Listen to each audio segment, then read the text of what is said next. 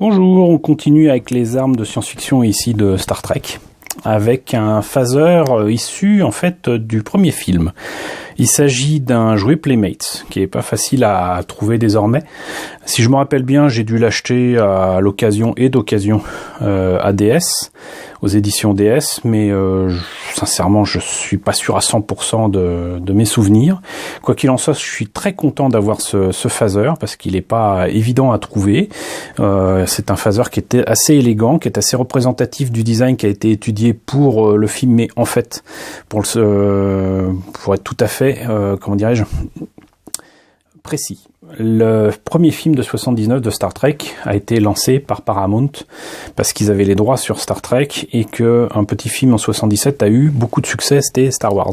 Et ils se demandaient ce qu'ils pouvaient bien avoir de science-fiction avec du star dedans, et c'était Star Trek, donc il fallait absolument qu'ils aient un film.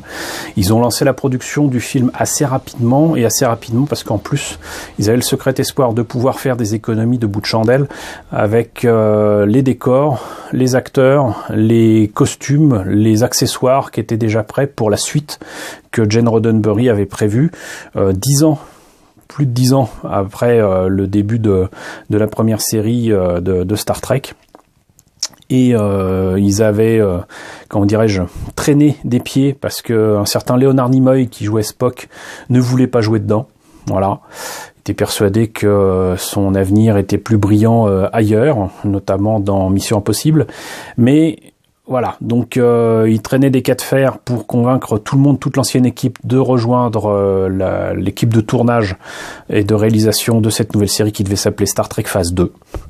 Et en fait, beaucoup d'éléments du film empruntent à des décors, empruntent même des acteurs qui étaient prévus pour cette série Star Trek Phase 2 et même quelques idées pour lancer ce film réalisé par Kirk Wise, qui est un réalisateur qui est surtout connu pour des comédies musicales comme La Mélodie du Bonheur ou West Side Story. Alors c'est pas facile à prononcer pour moi, West Side Story, mais voilà, donc Kirk Wise sur Star Trek, ça fait un peu étrange, mais le film est visuellement superbe, scénaristiquement on sent que il savait pas trop quoi raconter avec ce premier film, mais qu'importe, le phaser qui est assez peu utilisé au final, qu'on voit à peine dans le film, il est là. Et vous voyez, donc il n'a strictement plus rien à voir avec le design du phaser que je vous ai déjà présenté de la série originale. C'est plus proche en fait de ce qu'on verra ensuite dans Next Generation. On dirait presque un design de rasoir. Enfin, c'est typique de la fin des années 70, début des années 80. C'est à la fois tout en courbe et assez, j'allais dire, carré. On reconnaît évidemment la poignée, on reconnaît quand même l'aspect quand même aussi du phaser original, même s'il n'y a pas l'embout ici, le fait que ce soit un petit peu reculé ici, mais franchement on dirait un kazoo. Voilà, on dirait un kazoo, surtout avec le bouton ici. Le truc, c'est que par contre, ils avaient fait véritablement de l'électronique dans les accessoires. Il y avait vraiment des trucs de fou. Alors, j'espère que celui-là fonctionne. Ouf, ça fonctionne. Et vous voyez, les lumières fonctionnent. Et vous avez différentes fonctions. Donc, si je me trompe pas, voilà, vous tournez le bouton. Apparemment, il n'y a que 2 fonctions. Mais pour du Playmates, c'est pas si mal. Et c'est du Playmates non pas de 79, faut pas rigoler, mais de 1996. C'est-à-dire que Playmates, à un moment, ils avaient compris qu'ils avaient une poule aux œufs d'or avec Star Trek. Ils ont sorti des tonnes de figurines, ils ont sorti des tonnes d'accessoires, des tonnes de jouets, et des jouets qui sont pas si mal. C'est-à-dire que c'est entre le props original des films ou des séries et le jouet. Voilà, il garde à l'esprit qu'il fallait un jouet. Artasilum fera les choses différemment, comme je vous l'ai montré avec le Disruptor Klingon. Là, par exemple, vous avez les trous avec les vis qui sont quand même très très visibles, même là ici. Donc, du coup, c'est pas génial.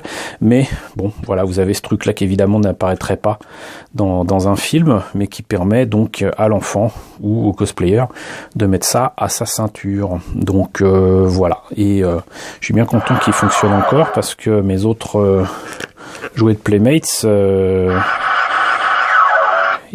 ils ont eu la vie dure apparemment, alors que lui, j'ai jamais changé les piles. Donc voilà.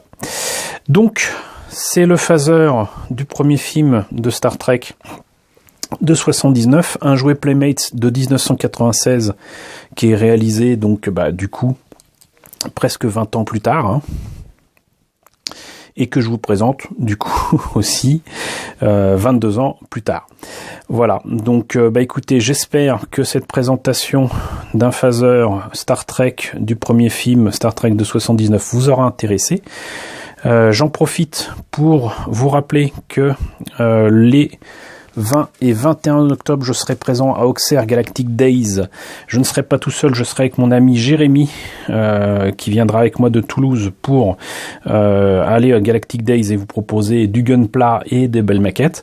Mais j'y retrouverai aussi mes amis les Gentlemen collectionneurs, Starship Builders, mais aussi plein d'invités, hein, mais aussi mes amis de Star Trek French Club. Donc pour ceux qui ne le sauraient pas, il existe un club français de Star Trek. Il sera présent à Auxerre au Galactic Days du 20 et au 21 octobre, et donc vous pourrez les rencontrer à cette occasion-là. Voilà, et moi je les retrouverai là-bas avec plaisir.